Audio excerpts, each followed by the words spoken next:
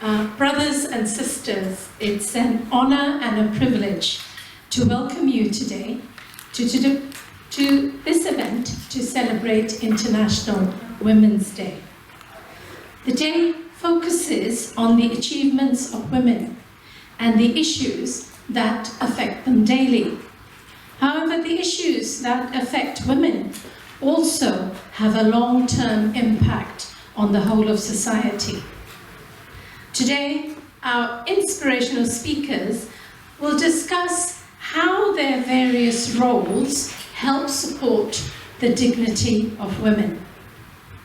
Later, there will be an opportunity to view the exhibition that you see around you, called The Dignity of Women, Scriptural Reflections.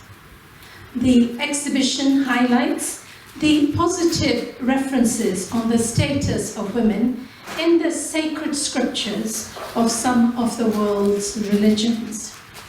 Now, these references are not commonly known, and at times, misrepresentation of religion causes women of faith to be discriminated against.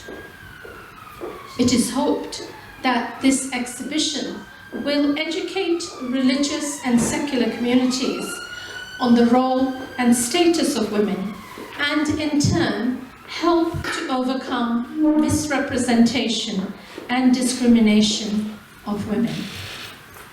There will then be a facilitated discussion led by our recently appointed member of staff, Reverend Jenny Ramsden, who is the lead for our project, Women Empowerment, Dialogue and Peace. Jenny works as the Women's Project Coordinator for Religions for Peace UK Women of Faith Network. Alongside this role, Jenny is also the Interfaith Advisor for the Bishop of Leeds.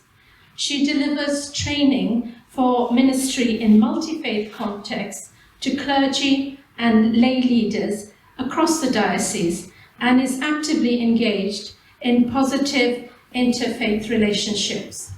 And she has a particular focus on challenging gender-based religious violence. And Jenny is going to speak to us on what is meant by dignity. Thank you, Jenny.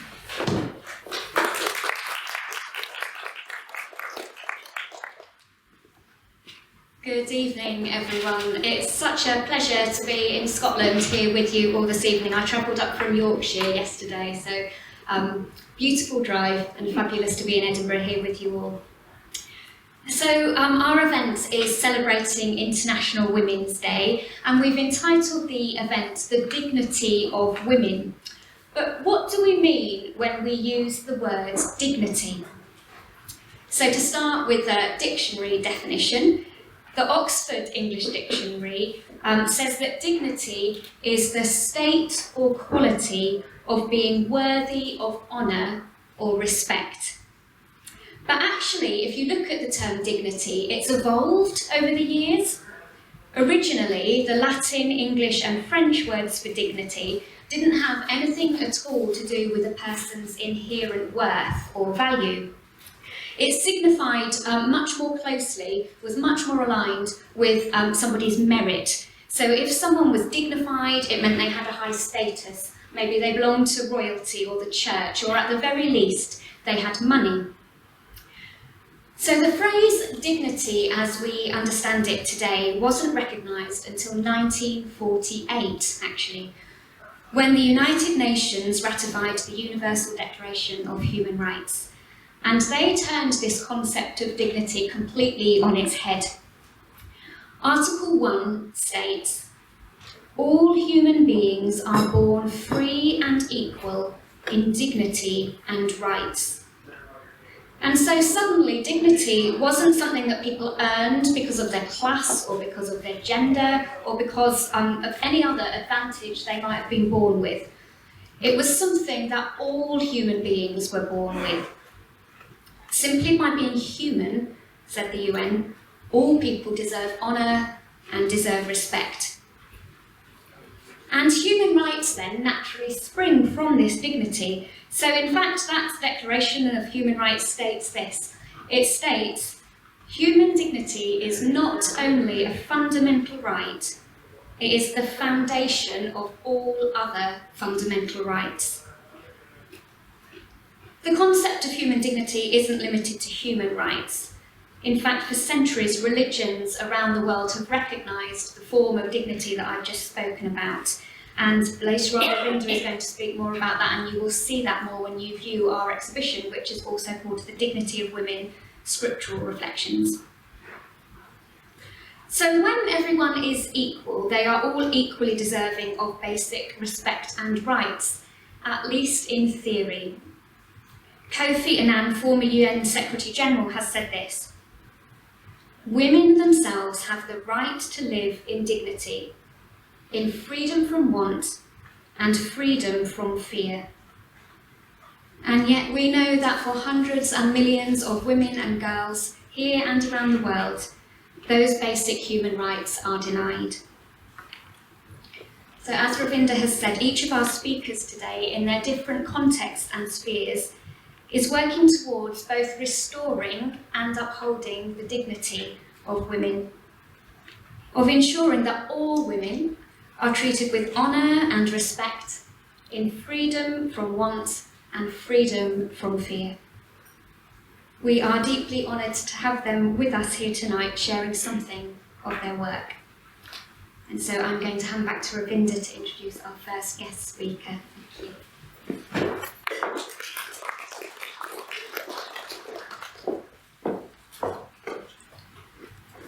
Thank you very much, Jenny, for informing us all that dignity for all is enshrined in the Human Rights Declaration. So don't let anybody say that you are not allowed to have dignity.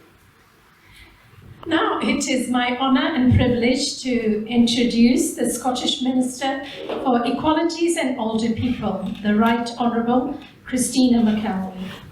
Born in Glasgow, Christina, who has two sons, studied at the University of St Andrews and has been the MSP for Hamilton Larkhall and Stonehouse since May 2011. She was previously the MSP for Central Scotland and has been chair of the Equalities and Human Rights Committee. We are delighted to have you with us today, Minister, and look forward to hearing you speak.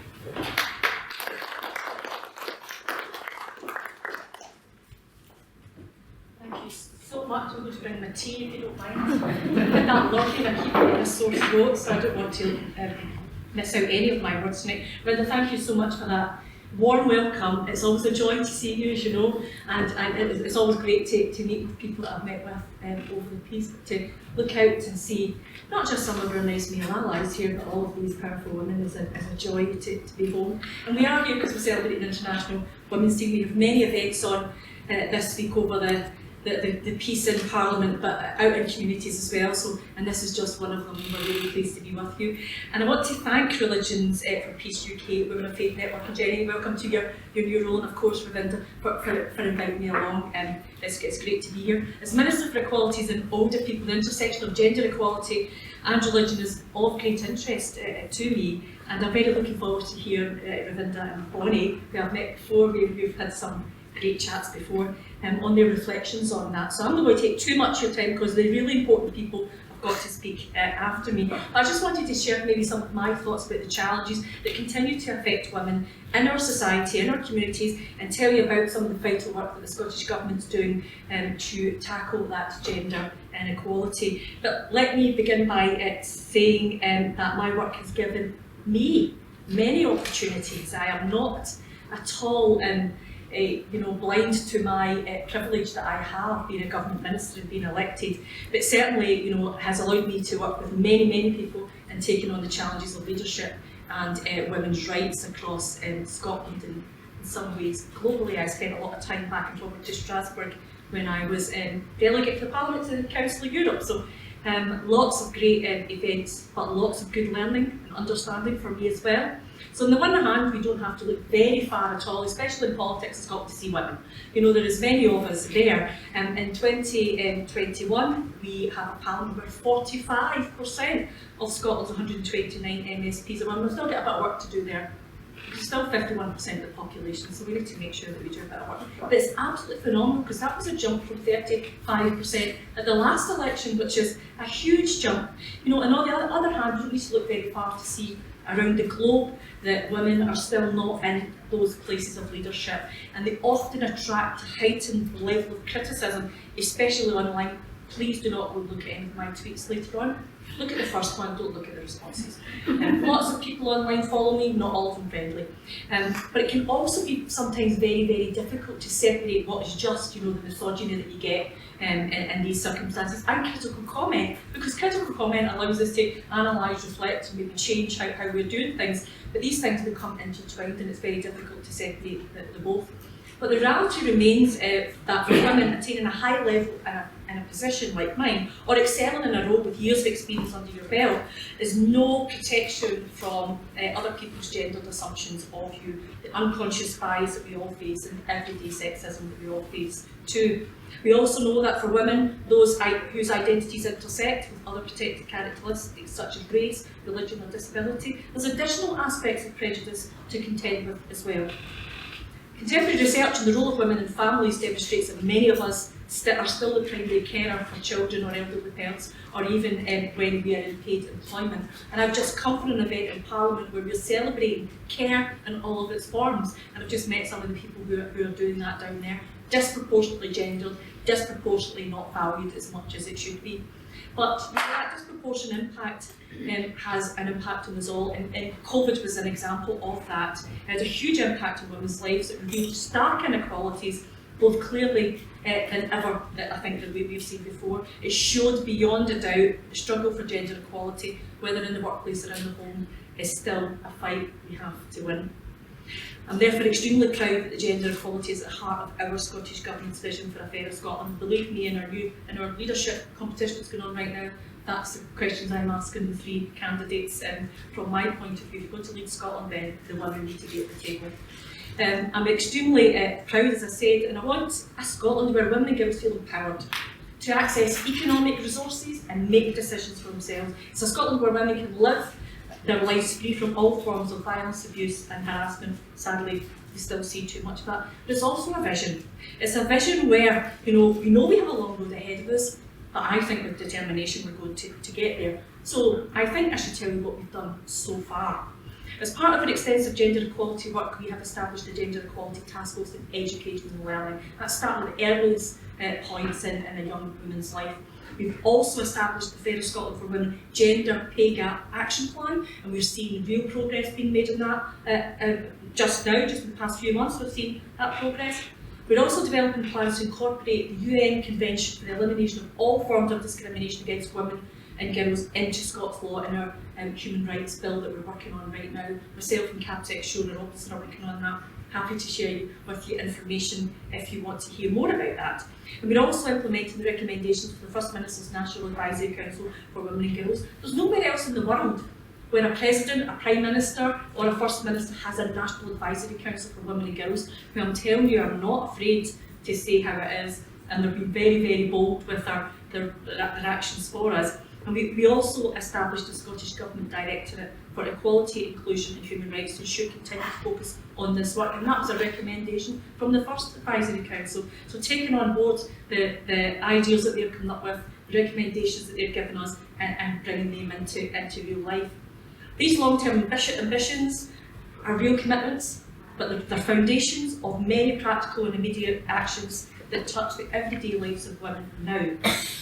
Through collaborative work on period products and free provisions, Scotland Act 2021, I'm always really proud when I talk about this. Access to free period products is now enshrined in law for anyone who needs them, and we don't need to look far in the world to see where that inequality stops girls from going to school. And we've still got work to do to make sure that happens as well. Hopefully Scotland has shown the way on that one, and that was a really excellent piece of cross-party work by women to bring that to our Parliament. So shows you the benefit of having us in there. In August 2021, all local authorities have been offering eligible children 1,140 hours of funded early learning and childcare. Well, we spoke to women about 8 years ago about what do you need to thrive in your environment, in your workplace, in your career, in your entrepreneurship. What do you need? They said good quality childcare. And that's where we are with that now, and we know how valuable that's been. And we will invest £100 million over the next 3 years to support frontline services and focus on prevention of violence against women and girls from school onwards, and that's the work I'm involved in with our Equally Safe Joint Board. Equally safe in schools, equally safe in the workplace, equally safe in society. The importance of this work in Scotland Government's commitment cannot be overstated, I think. I think it's great working very closely with stakeholders. I don't do any policy development, but other real people at the table. The civil service will tell you that. Yeah.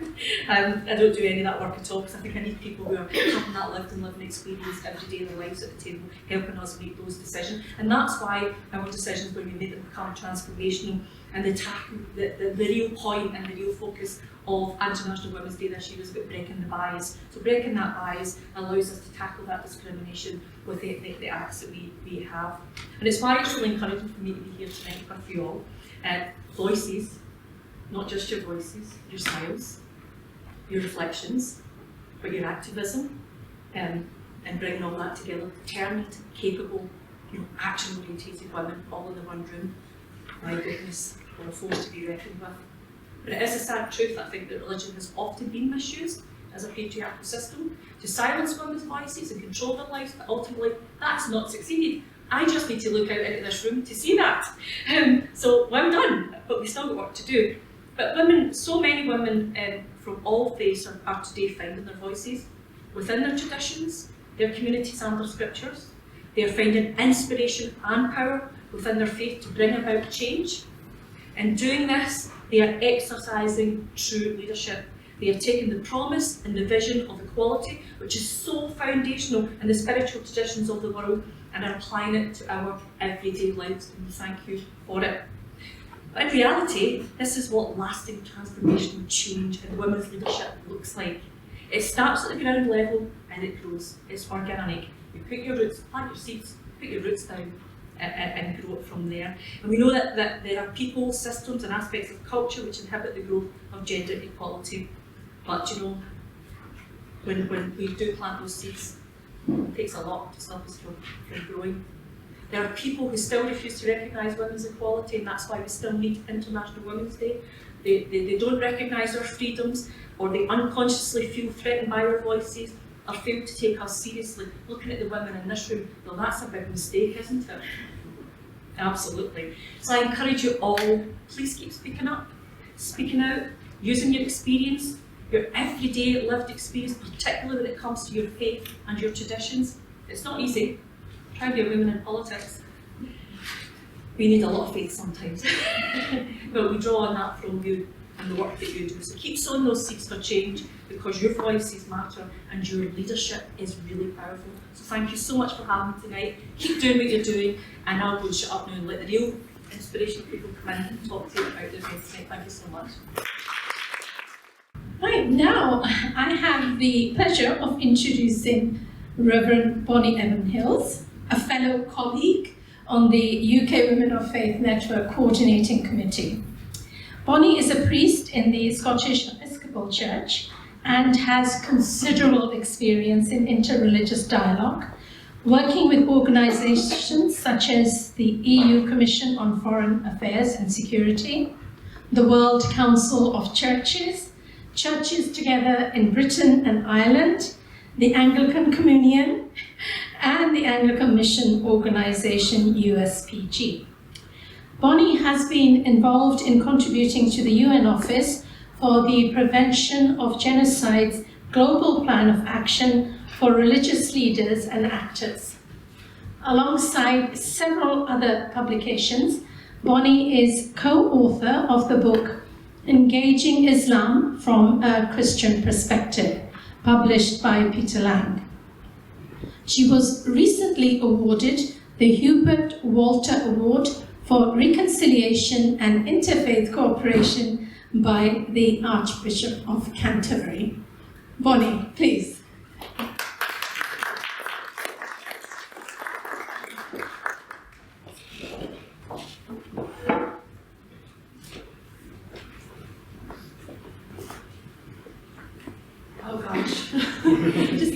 all that.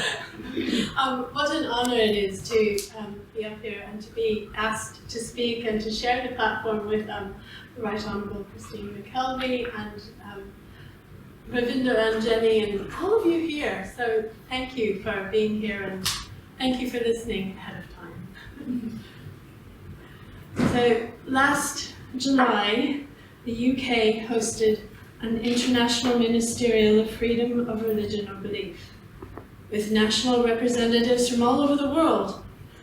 Now, freedom of religion or belief sounds an excellent agenda for leaders of religion and belief to collaborate with governments.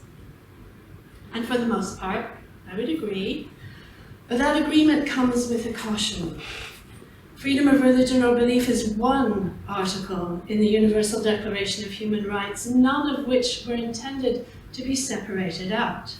They are meant to function in balance.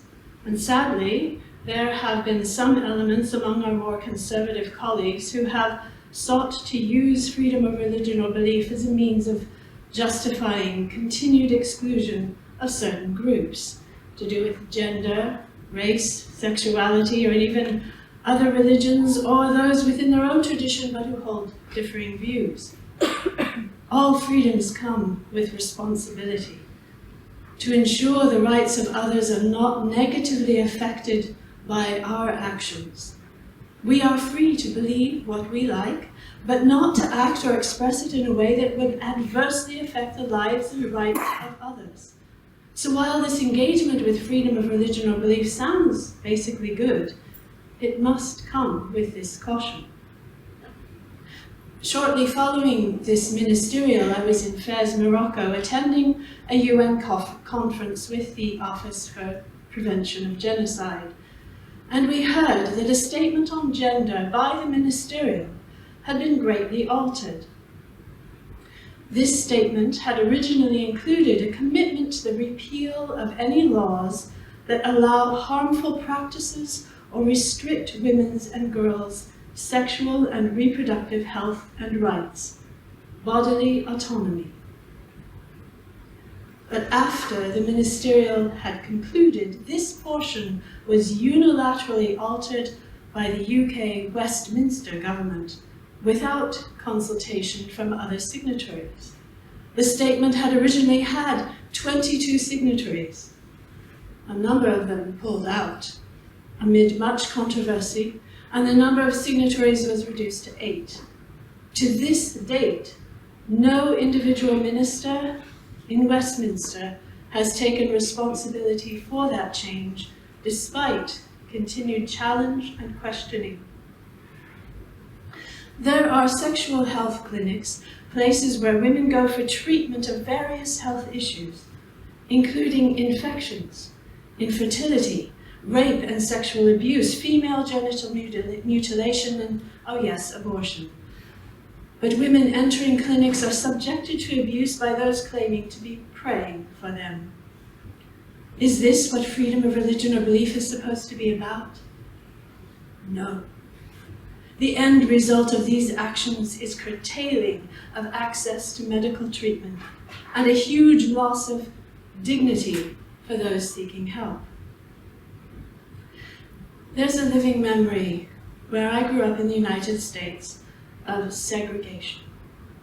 And even more recently for those where there has been apartheid, such as in South Africa. What this meant was that those who had darker skin were barred from attending certain schools or even getting an education.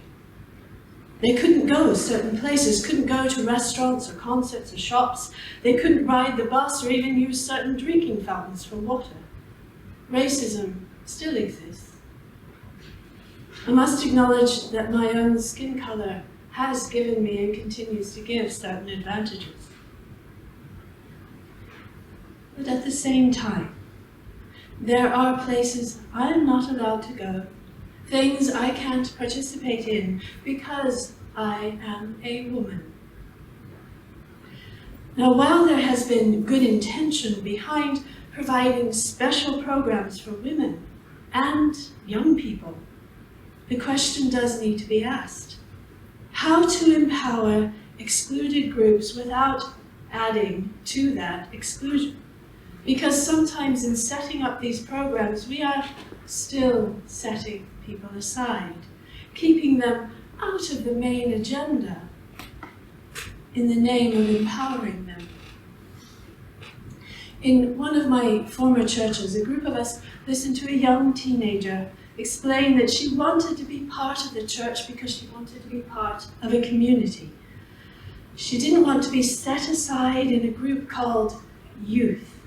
She wanted to be part of a wider community, to worship together and not to be sent out, to be separated. A number of indigenous cultures throughout the world, and I would say here in Scotland, include all, old and young, women and men, in their ceremonies, in their storytelling, in their day-to-day activities of growing food, agriculture, or hunting on the land, going out to sea, in the arts, in their sharing of songs. The generations, women and men, old and young, come together. There's a rhetoric that justifies education of women and girls because they are the ones who raise the next generation. But no, children are not raised alone by a woman alone in the house. It takes a village, a community, men and women together, old and young together, to raise one child. During the 2016 UN World Humanitarian Summit, the importance of including women and young people at all levels was repeatedly emphasized. Both are the most vulnerable to exploitation and conflict. Women are sexually exploited, and young people are not only subject to similar exploitation, but also sold into slave labor or forced into being child soldiers. But it is women who ensure a community is fed, clothed, and housed, that they receive medical assistance, and young people tend to be the first to volunteer in any crisis. Their inclusion means that health, financial well-being, and education improves. Don't include women, and this doesn't happen. For men and women alike. It's not that women have all the answers. We don't. Honestly, we don't. But rather that together, sharing perspectives, we just might. There are places in the world, we know, where women and girls are not only blocked from access to education, but from leaving their own homes in freedom, or they're expected to wear certain items of clothing. And, it's all too easy to point to these places and feel good about the freedoms that exist elsewhere. But the thin end of the wedge to the eradication of those freedoms that we enjoy so far are in those cases, such as mentioned earlier, where our own governments remove calls for access to sexual and reproductive rights and bodily autonomy. I'll end there. Ravinder Kaur Nijjar, who I know many of you know, is the Chair of Religions for Peace UK Women of Faith Network, Sikh Representative on the Scottish Religious Leaders Forum, Vice Chair Religions for Peace UK. For over 30 years, she has initiated many projects to promote interfaith dialogue, respect and peace between communities, nationally and internationally. As co-chair from 2006 to 2014, Ravinder Kaur was a founding member of Religions for Peace European Women of Faith Network, developing women of faith networks across Europe. She is a former member of the International Women's Coordinating Committee for the Global Women of Faith Network and served from 2000 to 2015 on the Executive Committee of the Interfaith Network for the UK, former Chair of Scottish Interfaith Council and is the Honorary Sikh Chaplain at Glasgow University.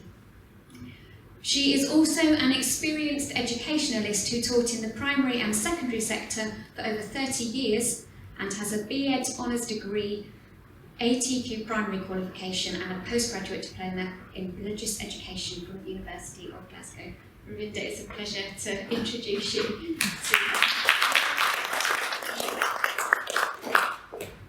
Thank you, Jenny. Felt a bit odd introducing myself. Thank you. Right, I would like to begin by first explaining a little bit about Religions for Peace, as it is an organisation that is not well known in the UK, but is the world's largest and most representative multi-religious coalition, advancing common action among the world's religious community for peace. For over 50 years, Religions for Peace has been a movement changing the world and challenging the status quo through the mutual conviction that religions are more powerful, inspiring, and impactful when they work together. The Global Religions for Peace organization, with its headquarters in New York, comprises of a World Council of over 100 senior religious leaders from all regions of the world, 6 regional interreligious bodies. For example, in Europe, we have the European Council of Religious Leaders, the Global Women of Faith Network, the Global Interfaith Youth Network, and it operates in more than 90 countries worldwide.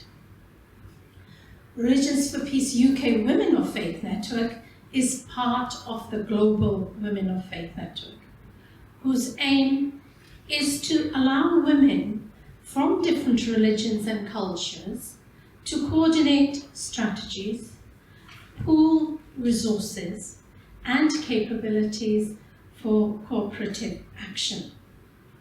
And our motto is different faiths, common action.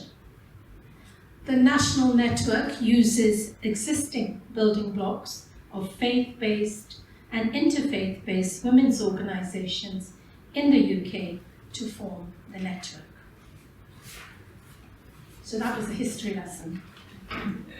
So, on to International Women's Day, the reason why we are here today, celebrating the achievement of women and their leadership roles.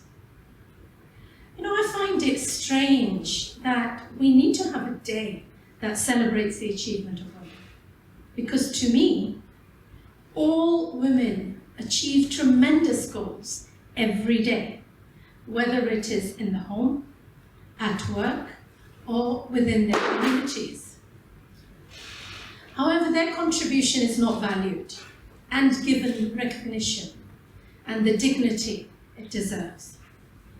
There is an enormous gap in equality between men and women.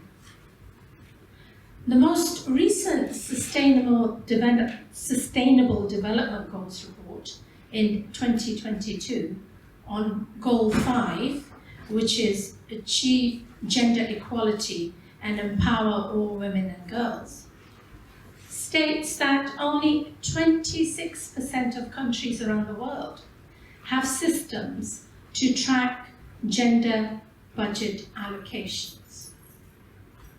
1 in 4 women have been subjected to intimate partner violence. And Minister, you'd be interested in this.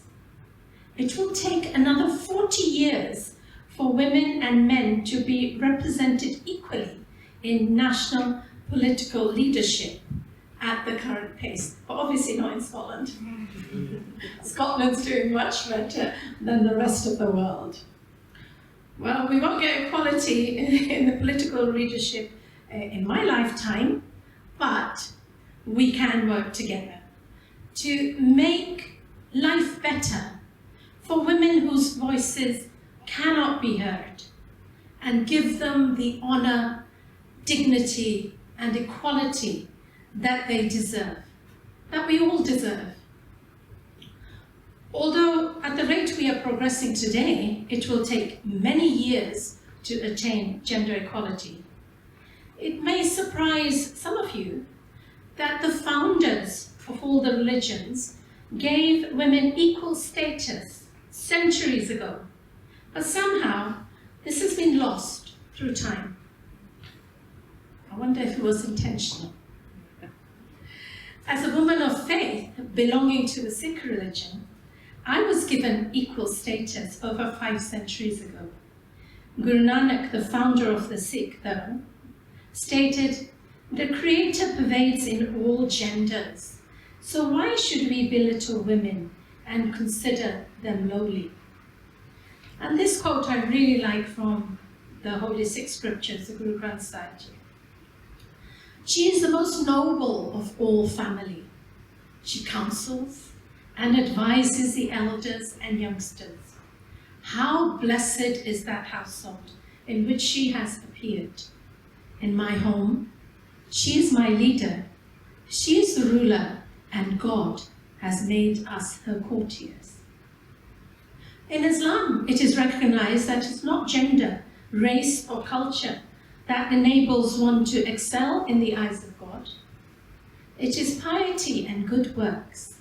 And I quote, "I shall not lose sight of the labor of any of you who labors in my way, be it man or woman. Each of you is equal to the other." Hindu scriptures state that the mother is more worthy of reverence than the father or a teacher. Quote, "The teacher who teaches true knowledge is more important than 10 instructors. The father is more important than 10 such teachers of true knowledge. And the mother is more important than 10 such fathers. There is no true greater guru than the mother." In the Baha'i scriptures it is written, "The world of humanity has 2 wings. One is women and the other men. Not until both wings are equally developed can the bird fly. Should one wing remain weak, flight is impossible." And in Christianity, though a woman cannot do without a man, neither can a man do without woman. Woman may come from man, but man is born of woman. Both come from God. It is imperative that we educate ourselves, our families, young people, and men as to what is written in religious scriptures, and be able to challenge those who misuse religion and deny women their rightful place in society. For centuries, women have been denied access to education, and even now, as we've heard before, in many parts of the world, girls are not allowed to go to school, or because of family pressures, cannot attend school. If you do not know how to read, then you cannot develop yourself spiritually, educationally, and take part in society. We all need to work together to give the millions of voiceless women their dignity and use our positions of power to help them. Throughout the centuries, the potential of women to transform society has been ignored. Let us all work together to ensure that women and girls reach their potential in all areas of their lives throughout the world. Women must be respected, valued, and held in great esteem. A society that does not value its women cannot achieve peace and prosperity. And finally, the most important fact for all of you to remember is that without women, there would not be a human race. Thank you.